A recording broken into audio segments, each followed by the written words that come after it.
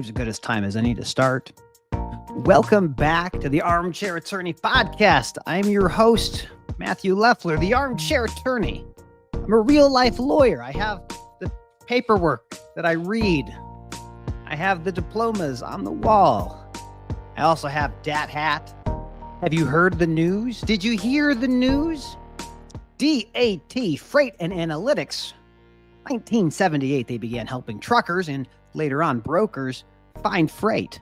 Well, transparency is taking a twist because as of today, like maybe an hour or two ago, it was announced that the company DAT Freight and Analytics has acquired Trucker Tools, Freight Visibility. This is going to get interesting. We'll talk about those with maybe Ken Adamo at some point in the not too distant future. But today, we're talking about diagnostics. We're talking about repair and maintenance. I love repair and maintenance. You can't safely deliver freight on time and undamaged without a well-maintained piece of commercial equipment. There are millions of trucks on the road. There are millions of trailers on the road. And no one does diagnostics better than my friend Tyler Robertson of Diesel Laptops. We're going to have Tyler in here in just a minute. I think this is his last conversation before he goes off and enjoys a little bit of a vacation. But before we get into the conversation today, I want to thank you again for tuning in, for watching us, whether you're on any of these platforms we stream to, or if you're listening to the audio only. And of course, I always got to thank my friends at DAT, Dial a Truck, for being partners with us as we kind of create this thing as we go. I mean, we love the friends. We got the hat, we got the thing. This is reversed, so I don't know exactly how to point my fingers. And if you're listening to this, it makes no sense at all, but that's fine. Of course, we have always our friend over at the Disembodied Head, ask for it by name. So much to talk about. Now, did you know that the repair and maintenance industry, class 6, 7, 8, and commercial trailers is over $100 billion a year in spend? Probably when you factor in parts, labor, and fluids, probably about 120, 130 billion dollars a year. And yet, if you look at the national out of service rate for commercial vehicles, you'll find a stark piece of information, which is about 1 in 5 commercial vehicles at any given moment. If you inspected them, they would not be safe. They would not meet the minimum safety standards established by the DOT. But, that's something we need to talk about. I mean, are we spending enough? Are we doing enough to make sure our roads are safe with the equipment that's out there? I've got to say hi to my good buddy, Chuck Love. I love Chuck Love. Red coat, red corduroy. It's a festive time of year. Now, without further ado, I have to talk to you about Tyler Robertson. Tyler is, in my opinion, one of the greatest promoters in the space as it relates to the diagnostics and service of commercial vehicles. He has taken this business, this industry, and made it into something truly compelling. I have been following his journey for many, many years now, and I've watched Diesel Laptops grow into one of the most important companies in the space of repair and maintenance. About 10% of a fleet's revenue generally goes into repair and maintenance. And so you need to have the right tools to do what needs to be done. You can't just swap parts randomly. You have to know what you're doing. And every single truck has computers all over them now, sensors, wiring harnesses. How do you know what you're supposed to fix? Well, you have to start with diagnostics. And there's no one better, and I mean no one, than my good friend, Tyler Robertson. Tyler, welcome back to the program. Hey, I'm good to see you again, Matt. This is great. Thank you for having me back on, man. I am such a fan of what you have built over the years, and I'm so excited to kind of sit down before the holiday rush and see what's new and exciting in your world. So for those who don't know who you are you and what do you do? Yeah. So, I mean, Diesel Laptops we're not really just a diagnostic tool company anymore. That's where it started, right? So I'm 10 years removed from my garage. We have our 10-year anniversary coming up in March. We're definitely going to invite you down to these events that we're going to have here going on. I'm all in, man. I'm all in. Yeah. So $1,000 in my garage 10 years ago, just trying to figure things out. And, we'll do 75, 80 million, 85 million in revenue this year. And we bootstrapped, the majority of this thing. So it's been a crazy ride, but we do 4 things. Really at the end of the day. So number one is start with diagnostic tools. Everybody needs them. Everything got computerized. Emission control systems came in. advanced driver assist system, safety system, all these things came in, right? And everyone needed tools now to do anything on a commercial truck. So it started there. But what people didn't realize is the tools only tell you what's wrong. They don't tell you how to fix it. So all of a sudden now you need repair information. So we built the Wikipedia of repair information, which we call diesel repair.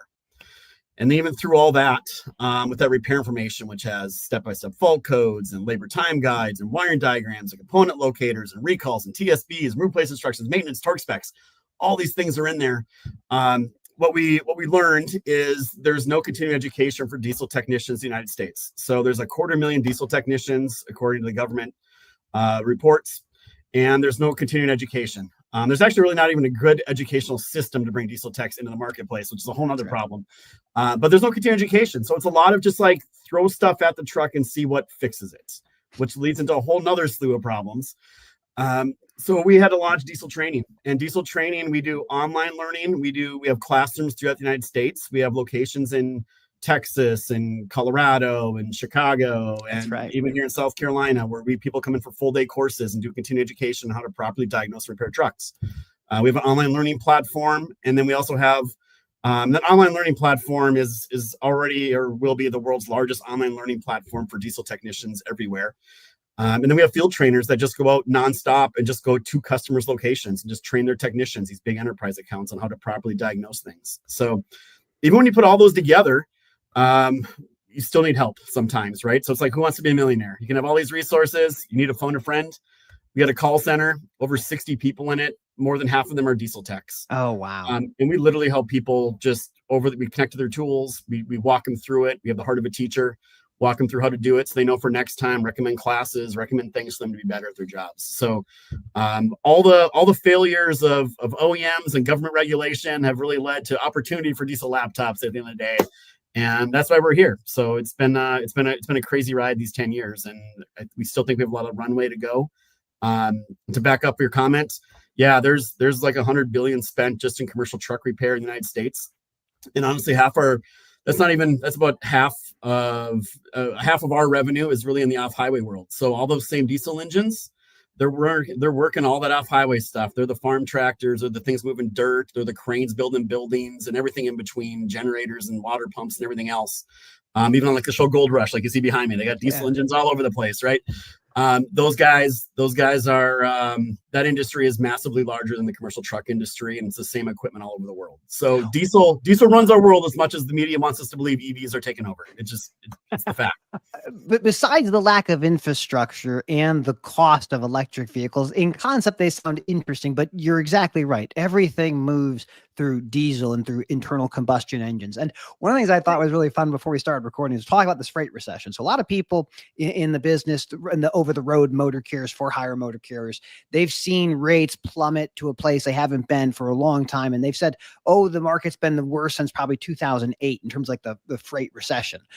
But you haven't experienced that. And I think that's really interesting because your customers are so diversified across every single part of every industry. Is that a fair way to characterize it? Yeah. I mean, we still acquire like 1,500 to 2,000 new customers a month buying something from us or doing a free download or doing whatever. So we have a super wide customer base. A little over 100,000 customers have bought something from us since we started. And it's still growing. We still wake up every month like, where are these new people coming from? Like, how do they not know us? It's been 10 years of us doing these things. And yeah, I guess, I don't follow like the freight market so much per se. Like I have no idea how freight moves from point A to B. It's all like a big mystery to me. I've watched you, I've watched some other people, other on LinkedIn, other podcasts. Like I get the gist of it, but I really don't know. Like, but what I do know is what happens when things break down, and when things break down, things go bad really, really quick for a lot of different reasons. Commercial trucks, off-highway equipment, they're knives and forks. They're the tools for people to make money. And there's not a lot of spares sitting around, and plans get thrown out the window, and product spoils or shows up late, and all these things happen when commercial trucks aren't getting repaired and being maintained like they properly are. And frankly, there's a lot of misdiagnosis and a lot of problems that happen inside repair shops once that breakdown occurs. Well, it's interesting because like when you kind of touched on this earlier, the OEMs and their dealer networks, they want to make it difficult for anybody in the aftermarket to repair anything. So I come from the aftermarket world. That's where I cut my teeth for the most part. And it's never easy to get access to that kind of stuff. And you've been one of the early proponents about right to repair, the idea that you should be able to fix what you own. Can you talk a little bit about like what is right to repair? And what do you think about when it comes to the OEMs? Are they friends of yours now, or are they still like, we don't trust this guy? 10 years ago, I got, attorney love letters from them, but now we work with them, right? So they've understood there's a place for aftermarket, and a lot of these OEMs, they want to know what's going on with their competitors, and their dealers want to work on all makes, all models. So there's definitely a different relationship now. But when it comes to right to repair, there is no right to repair law in the United States that covers commercial trucks. The one thing that did get passed recently is in the state of Maine, in Massachusetts as well. Voters did overwhelmingly vote and support and say, hey, we want right to repair for automotive and commercial trucks. That law got passed. Where that is at now is there is a committee that has been created that has both sides of the fence. It has manufacturers on there, it has aftermarket industry groups on there, and has just a variety of people. And their job in that group is to facilitate how are we going to implement this law and these procedures, and how are we going to do this? Because it's a big deal for everybody. And I actually, ironically, you bring it up, I literally just got hit up last week to be asked to speak at the public hearing happening in Maine on the 20th. Yeah. And you're doing that, yes? Yeah. So I'll be part of the public part of that. Because here's what's happened is a lot of OEMs have said, hey, look, we make trucks, but we don't control the engines or transmissions or ABS. That's a third party. Like, we shouldn't be subject to this because we're not vertically integrated. Yeah. And they try to use excuses. So like one of them in particular, someone from Daimler Trucks North America said on record, like, look, we can't be held liable for this because we have Cummins engines. We're not Cummins. We can't supply that data to you. But yet their own Detroit diesel diagnostic link software actually connects to a Cummins and to supply that data, right? So it's like, you guys can. You're trying to say you don't, and Tesla's opposing it as well and trying to put roadblocks in there, but it's going to happen regardless. They're trying to figure out how. So there's a lot of things around, and when you talk about data, it does get, and I understand the manufacturer's position, like, hey, we want vehicles to be safe. We don't want people hacking these things. We don't want people tracking them. We have intellectual property on these vehicles. That's our software that we've written. We need to protect that. And I think everyone in the aftermarket is saying, we agree. We want you to be able to do those things. So let's figure out a path forward to do those things. But if there's one thing we know about our legal system is it's not fast. And you know that probably better than anybody, right? Right? You're the attorney here. These things can just drag on, and that's unfortunately what's happening here. But it is going to happen. And once it happens in one or two states, it tends to just get accepted everywhere.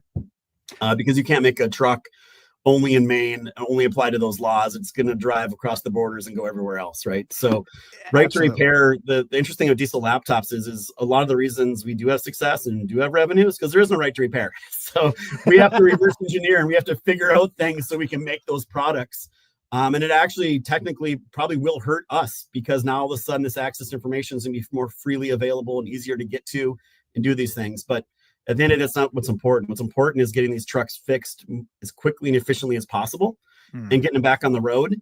And then you talk about the future state of predictive and all the other things that can happen down that road as well to keep these trucks going. So yeah, breakdowns are a big deal. And there's a lot of reasons why they take so long and why they cost so much money. Well, it's a fascinating question because like in the ATA's world, they talk about a driver shortage, and there's data that says like that's probably not accurate, but there is clearly a shortage of technicians. And there's no doubt that not enough people are going to these trade schools, or not people are going through the programs to become skilled technicians. And so the investment that you make is to not only build tools that make technicians more efficient, but then also train people. What kind of training do you have? Is it like AC? Is it computer diagnostics? Is it ECMs? Like, what is it that you guys are able to help fleets and other companies get their technicians up to speed? Yeah. So before I talk about that, let's just talk about the diesel technician, like that vocation, right? So there's about 250,000 diesel technicians in the United States. Unfortunately, if you go on Indeed right now and type in diesel technician or diesel mechanic, there's like 70,000 open jobs. Yeah. And right now, our technical schools, they're only producing like 10,000 a year or something like that. And you got people retiring, right? So it's a problem that's been getting worse and worse for a long time. And it's our belief that it's a multi-pronged solution now. It's gotten to the point you're not going to go convince a bunch of young kids to all of a sudden be diesel techs and get them into the field and fix the problem. So now it's a multi-pronged approach. It's people like Melissa, the diesel queen, using social media to do things to encourage people like this is a cool profession. It's getting the funding out there. It's things like Tim Spurlock's doing to take away time and money to get people into this field much quicker. We don't need 2-year programs. We need 12-week programs to get them to change brakes and do oil changes. And our take on our part of our solution is, well, what if we made the diesel technicians more efficient at their jobs? what if it didn't take them 8 hours? What if we could get them to diagnose that truck in an hour or two and get it back on the road quicker? That means we're essentially creating more, we're making them able to do more trucks per day, which is helping solve that problem. So what we do is everything around diagnostics, and they don't need to have our tools. So we have specific classes. So our most popular class, as you can imagine from the space, is after treatment. Oh, So I love after the treatment, yeah. after treatment happens everywhere. So we have an online program that takes like 2 hours, and then we have a full day course that takes it's a full day, 8-hour course. And when technicians come into these courses, they're taught by previous diesel technicians. They're not taught by instructors, people that come out of the field. And we have we create our own lab boards. We have our own facilities. We've invested a lot of money in. We have commercial trucks in them.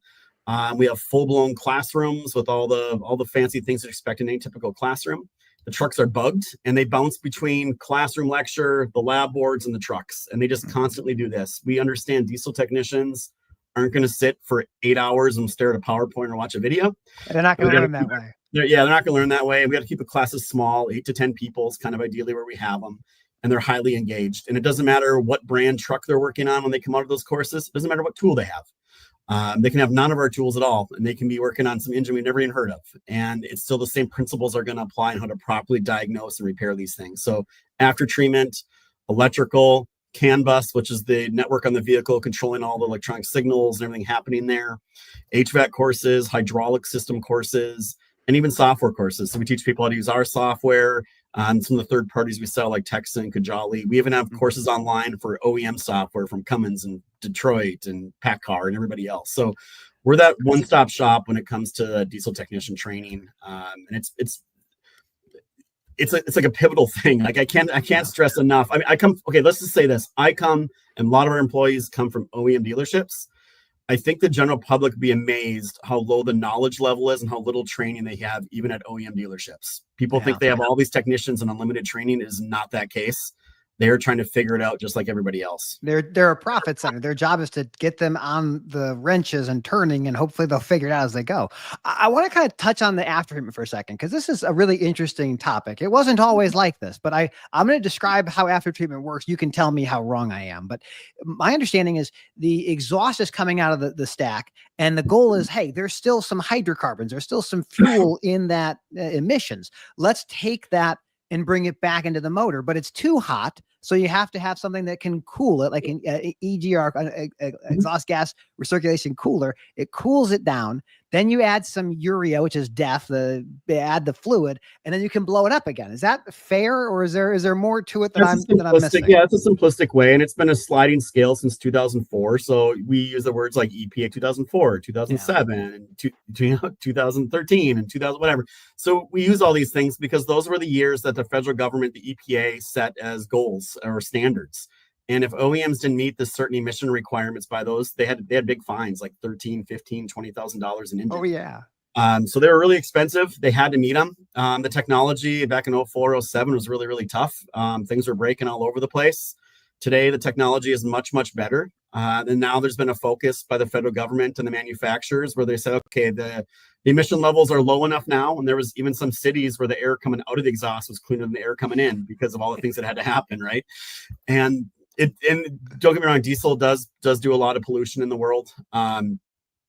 So what's happened now is they're focused on fuel economy and trailers, right? So like, okay, now you got to like not only meet your emission requirements, but now you get your fuel economy up, and it does the same thing. It gets more miles per gallon out of the vehicle, which is still reducing the same number of emissions. So it keeps lowering the emissions going to the air. Essentially, is what that does.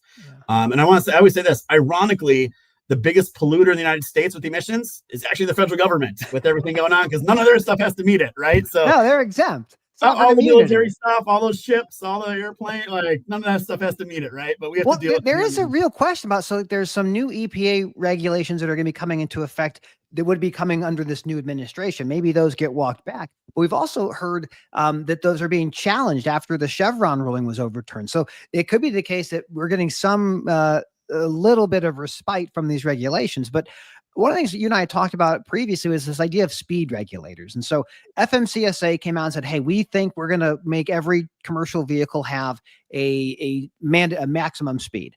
And this was initially talked about as 68 miles an hour. The industry freaked out. They said, no, forget that. But to just kind of talk about like, what is the level of effort to get a truck and have its speed changed? I mean, my understanding is you have to go to a service provider who has access to the ECM, who can go in and reprogram. Like, what does that actually look like? How burdensome is it to regulate the speed of a truck? It's changed, right? So it used to be that way. Like I had to have OEM software and had to go to a certified dealer and then hook the computer up. And it would take them 30 minutes to an hour because they're doing a backup of the ECM, they're making the parameter changes, they're doing a download from the OEM, they're doing all this stuff. I can tell you today, like I can speak for our products. Like we have, like, this is one of our products right here. This is a little tool that works with this thing, and it's $350, and it will do all those emission commands, and it also change road and cruise speeds. So now you can do this stuff with a $350 tool you can buy, on Amazon, eBay, through Dorman, wherever, right? They're all over the place. So now it's much more convenient and easy to do it.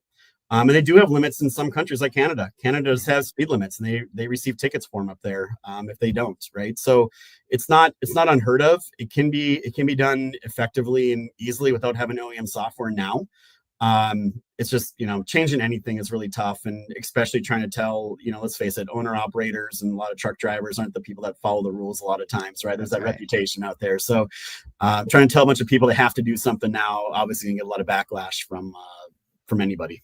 It's fascinating because, like, when the ELD mandate came out, we saw a rise in people speeding. And that's why I think FMCSA is like, well, let's slow everybody down. My belief is with the new administration, we probably won't see speed regulators, but it's interesting to know that just a simple device, can that device go to multiple trucks if I'm running like 10 trucks in a fleet? Oh, really? No, you just plug it in. I mean, I can do it with my phone in probably like less than 5 minutes now, right? From when you plug it into, you're done. It just got easy and simple. Like if you would ask me that question 5 years ago, I would have said, man, it's gonna take some time and energy to get a couple million trucks through dealerships and be able to do these things. Exactly. But now, like in this one tool, we're on every make model, right? So it's not like, including any year too. Like what technology does the truck have to have?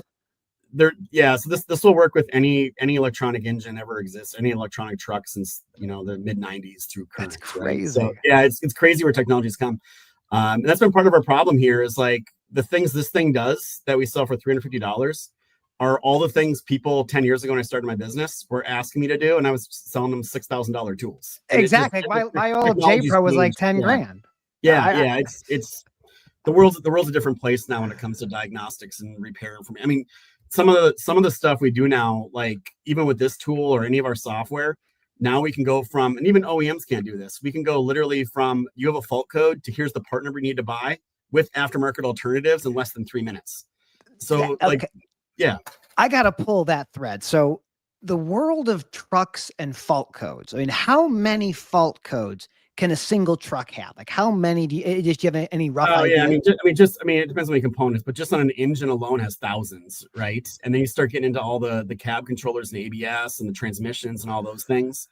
Before I quit my previous job to do diesel laptops, I told someone, I'm like, you know what I'm going to do? I'm going to go document every single fault code that ever existed and how to fix it so people can stop calling me and asking me that question. Because that was one of my first problems. And they're like, man, do you know how many codes there are? I'm like, you know what? I don't know, but I'm going to find out. That's right. So like 10 years ago, there was like 120,000. Wow. Now it's a lot more. And then you multiply that by like 10 for the off-highway world. So it's a big mammoth world out there. And like I said, we take it a step further beyond just like, here's what the code's about. It's actually like, here's how to fix it. Here's the part numbers. Here's the wiring diagram and tie it all together. This is the part that gets me so excited. So when we talk about that big $100 billion, $120 billion a year, 40 billion of that is the part itself. Like what part do I need? And the question has always been, what is the part that I need? Where can I find it? How fast can I get it? Part and availability. Like, do you have it? How fast can I get it? Yeah. Talk a little bit about how you go from diagnostic fault code to here's the part that you actually need to have. So again, let's talk about automotive because that always is like 10, 15 years ahead of commercial truck when it comes to technology. So if you own an independent automotive shop, you have the ability to look, and this is what all comes back to right to repair. You have the ability to look up your own parts, and you have the ability to literally click to add them to cart and electronically send them to more than one provider in your area. And that part usually shows up within an hour. In the commercial truck world, you don't have access to look up your own parts. So now you're having to call people and try to figure out who has what and when can I get it and what are my aftermarket alternatives? And they don't tell you a lot of times. They don't want to sell you the OEM part. You don't even know there's an aftermarket available. So it's all behind this like thick veil. And what we've found out is that's one of the big barriers, and that's one of the big time sucks that people have when fixing commercial trucks. If you ask someone that works on commercial trucks, from the moment your technician tells you need a part until you find out where to procure that part, how much time lapses, you're hard pressed to find it less than an hour. It's literally that disjointed of a system. Even the OEM dealers, the OEMs, very few of them have the ability to go from a diagnostic tool to repair to part number without hopping through 3 or 4 different disjointed systems. There used to be books of documents. Like here's the binders and books, and like and sometimes they still go back to like old microfiche for the old stuff, right? Like it's a really antiquated system in a lot of dealerships, and I know the OEMs are working hard.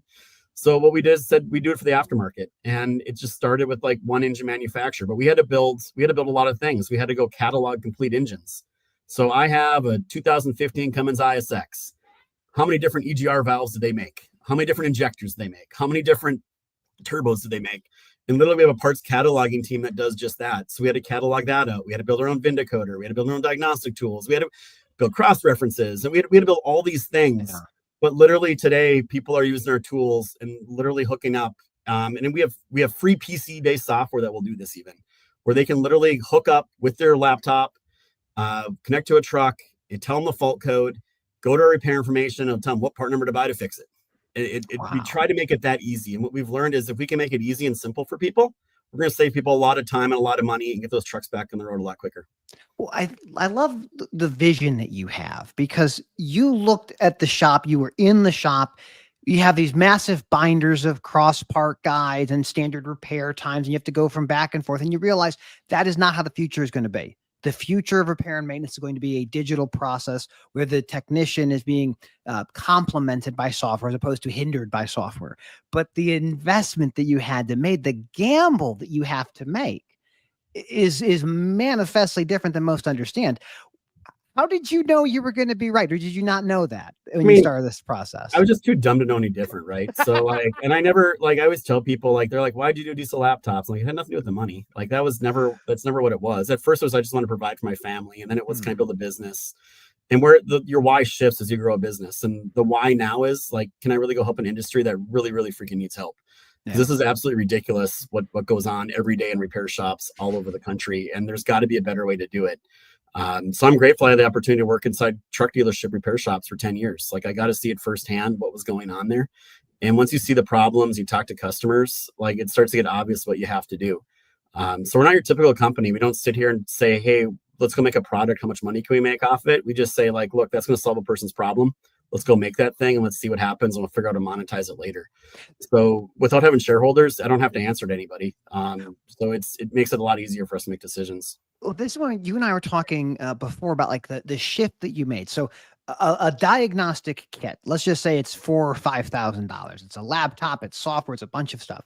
You've changed the way that you, let's say, charge for this. It's more of a subscription. Can you talk a little bit about what that change has been and what drove that change? Yeah. So where my business started was just commercial trucks. And like I said, we had these tools, they were laptops and adapters and cables, and they were $6,000, 10 years ago, right? Now they're like 10 grand. Oh, there you go. And that was the tool that would hook up to all makes, all model trucks and do all the things you ever wanted to do. And 10 years ago, if you told someone you could buy one tool to work on every truck and do everything the OEM software can do and the dealers can do, they tell you were crazy and it didn't exist, but yet it did. So that gave us a huge growth curve. But what's happened over the years is a lot of competitors have entered the space, which is good. So that's helped bring prices down. That's helped do things, but it's forced us to innovate. And we've said, okay, look, if we're just going to go sling tools, this isn't solving anyone's problem. It goes back to the 4 pillars I talked about earlier. We have to give them repair information and parts information and training and that call center all behind it. So where we've pivoted to now lately, because the pricing on these upper end tools has gotten so expensive, is let's remove cost from the equation. That's our biggest sales objection we get, is the price. And we've tried financing, and they have to have good credit, and it's a process. So we said, you know what, for this commercial truck market, instead of selling these $10,000 tools, why don't we just offer customers $75 a week, $75 down, and they just can sign into a 3-year agreement, and they're going to get all the products and services we offer, including warranty and insurance coverage.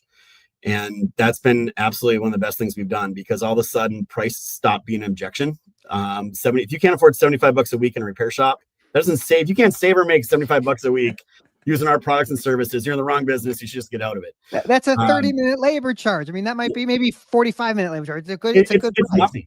Yeah.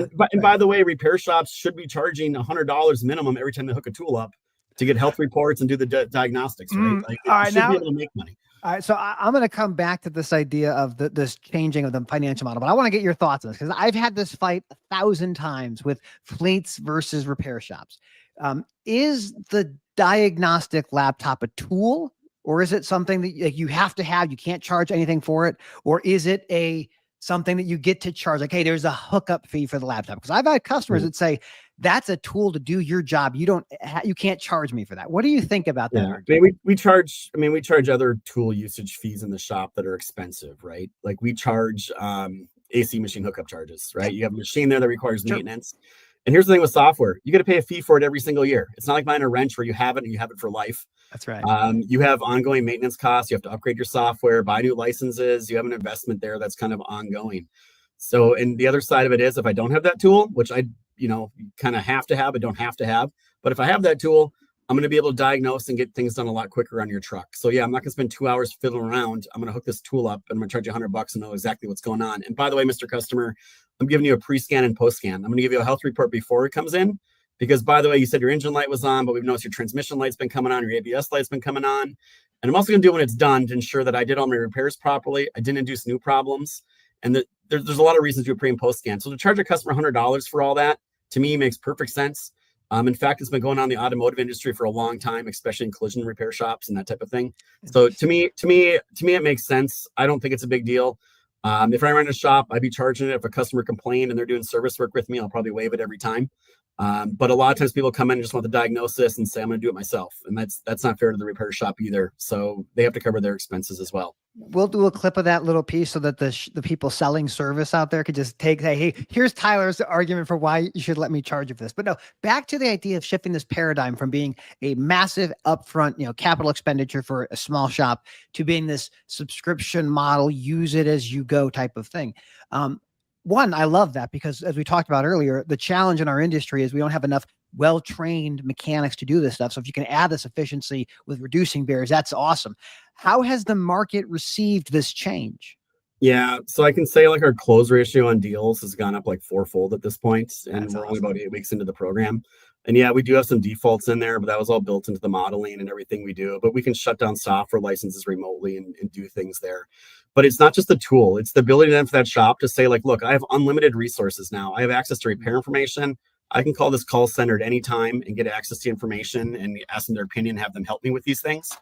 And I have access to give my technicians as much. And with that program, they get unlimited online training, unlimited classroom training. They can send their technicians as many classes as they want through that 3-year period. So while we like to still call it a product, and some people do, it's really a service. And that's really been the shift here. And it's really simplified the sales process. So now when the sales calls happen, the sales cycles shorten up tremendously as well.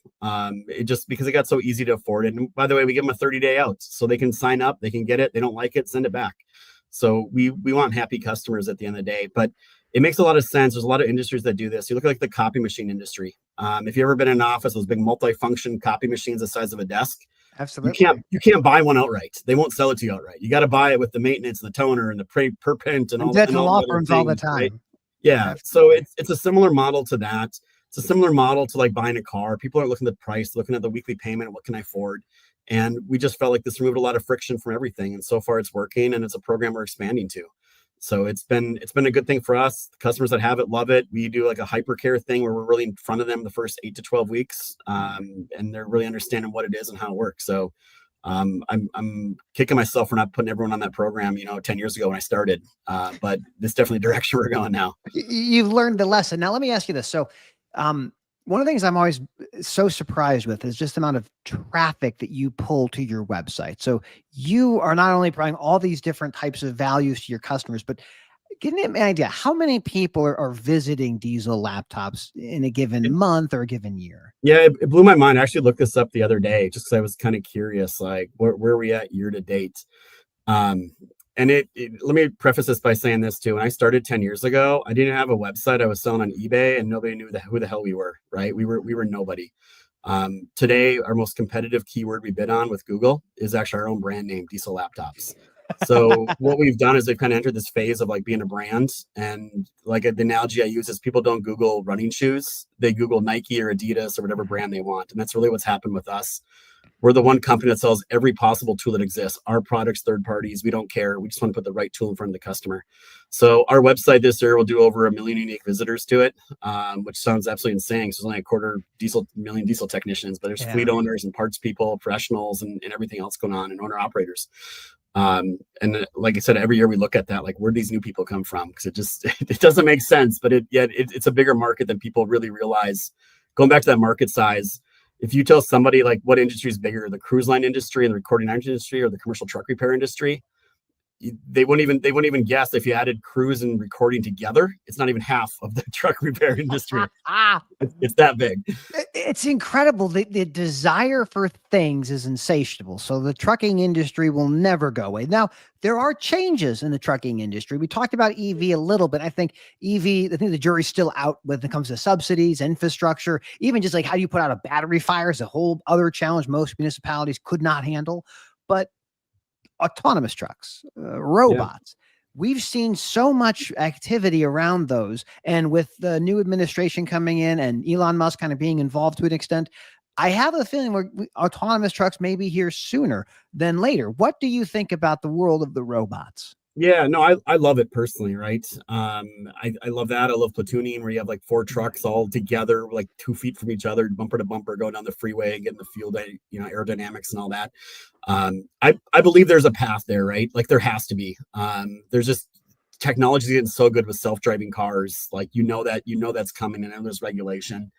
Hitting on your EV comment, I mean, people don't realize a battery-powered commercial truck is 10,000 pounds heavier than a diesel-powered truck. They think they take that diesel engine out and they're saving all the weight, and it's actually going the other way, which is a problem, right, in our space.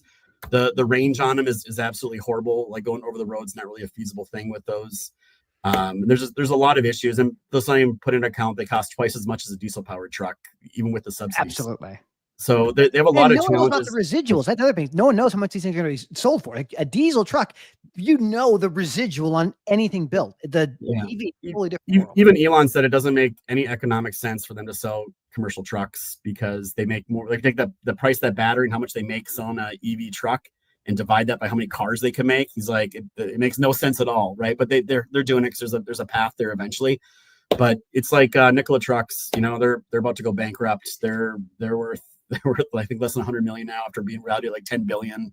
All those the EV craze. Rivian. Do you feel bad for Rivian? They're another one that's struggling, I think. Yeah, I mean, they're struggling, but they got Amazon, right? Yeah, so that's fair. So when Amazon's your biggest shareholder, you're probably going to be all right. But I mean, General Motors bet on it, failed. Enterprise bet on it, failed. Like it's Warren Buffett said it best. When you look back at all the internal combustion engine companies in the United States, there was like 3,000 or 2,000 or 3,000 that were created that whole time. And like 3 were left standing at the end. And he said the same thing will happen with EVs.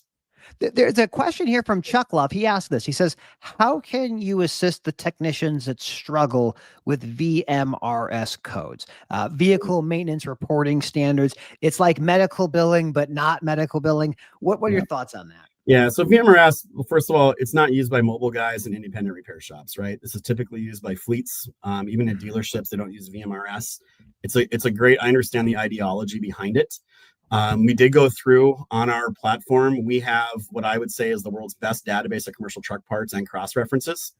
I know this because some of the biggest players in the space have licensed that data from us. So I understand what we built there. And we did go through, we did VMRS code probably 80% of the parts. But frankly, nobody asks us for it. Like once in a while, we get the random person who's big in TMC or big in whatever that asks the question. So we can go do the rest of them, but nobody's asking. We're not getting any value for it. And I know there's VMRS coding for everything, even from like truck repair and everything else. We do have our labor time guide. That's one of the things that's on the roadmap is like, hey, let's go code all these labor time guides to VMRS just to help people out as they're built estimates and whatnot. But VMRS outside those top tier fleets, like at least in my knowledge space that I have, and I could be totally wrong, but we just don't see it or get asked a lot about it. Most independent shops and technicians, if you ask them what that even meant, they'd have no idea. Yeah, I think that's a really good point. There are certain fleets of whatever scale that really do care about VMRS, and they'll they'll redo a vendor's invoice to add their own flavor of VMRS. I think it's one of those things where if it was automatic or automagical, people would love it. But the idea you have to remember and code things. So for those who don't know, VMRS is it's 9 digits. It's a system, it's an assembly, it's a component, and most people just like don't care about that. Now, It's some customers subjective too, right? So I've seen one person code a front bumper as part of the hood. I've seen another person code it as part of the frame rail, right? Like which one is it? Like, well, really it's part of the frame rail. It's what it attaches to. But it happens a lot, right? And there's such nomenclature. A lot of times people that are coding these things are someone that's not a diesel tech or in the space. It's like someone that's more like administrative, and they're just doing their best to try to guess. But there's so many acronyms. If I'm like, hey, go code this pintle hook, they're like, well, what the heck? What is a pintle hook? Like, what even is this thing? Right? Like, or what's a PTO? Like, there's just so much terminology in our space that I think it trips up a lot of people that aren't coming from it. And it's hard to go ask someone that does know that to go code VMRS codes, because that's an expensive labor that you're asking to go do coding for, essentially. I think the idea that you kind of brought up is like, why did it work in medical? Well, the reason it works in medical is because the insurance companies require it. The people who are going to pay for it aren't going to pay you if you do it incorrectly. So they have an incentive to always get it right. Our industry is not like that. People will pay for get the truck moving. That's what we're asking you to do. The data behind it is interesting, but not super important. Yeah, I mean, the whole goal of that truck is get it in and out of the shop as quick as humanly possible. Like, that's goal one. And I worked in a commercial truck repair shop, billing often followed by weeks, if not months. Like that's another problem in the industry, all on its alone. But that happens, right? And they're just so busy putting out fires all day long, asking an independent shop to start doing some extra coding on a system they know nothing about, and having to do these lookup tables. It's tough. And last time I checked, maybe it's better now, but VMRS didn't even have a web lookup. You had to do it all through like a spreadsheet. So maybe they've gotten better at it now. But I do believe it's a good system. It needs to happen. It just, there's some tweaks that need to happen to make it a successful standard. I'm with you there. Now we're getting close on time. What are you most excited about going into 2025, Tyler? Yeah. So this is the first year ever we're like at Diesel Laptops, we got ahead of the strategic plan. So we started doing our strategic plan like in June or July at my dining room table with my senior executives. So for us now, approaching our 10th year, it's just different now. It's like, okay, what are we focusing on? And all of a sudden it's bigger things. It's international expansion. It's looking to acquire companies. It's looking to really say, hey, like, look, automotive nosers all make tools. Commercial truck nosers all make tools now. Off highway, I have zero competitors. Like, we just to go land grab it and just own it before anyone has a chance to get into that space. So for us, you kind of look at technology, AI.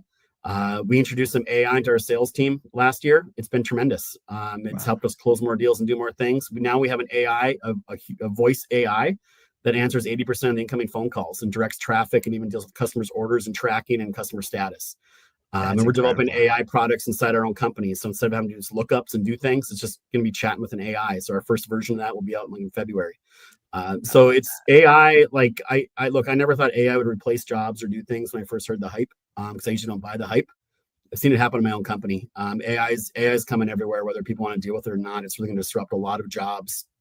I think that's a really interesting point, because we've seen like Happy Robot is one of these autonomous companies that does like carrier sales rep kind of thing. So internal customer calls and talking to motor carriers, and they don't really know they're talking to a robot. But I think your point's really well taken.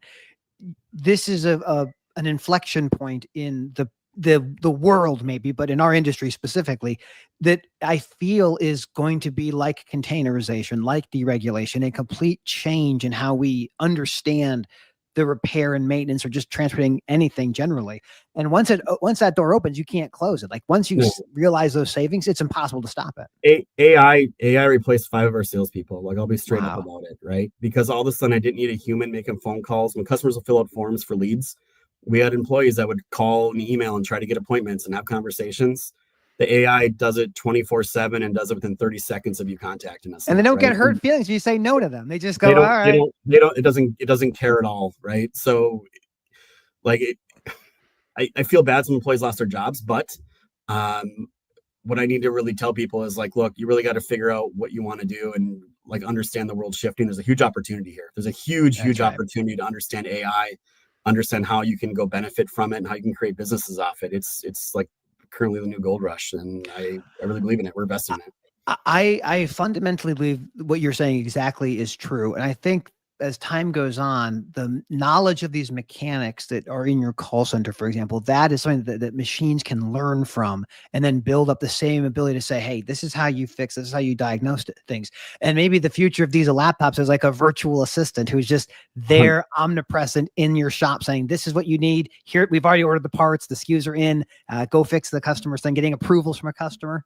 Man, 100%. I mean, I already told you I have the Wikipedia of repair information. Yeah. I got a call center doing 800 to 900 cases a day over on that side of the fence, collecting information.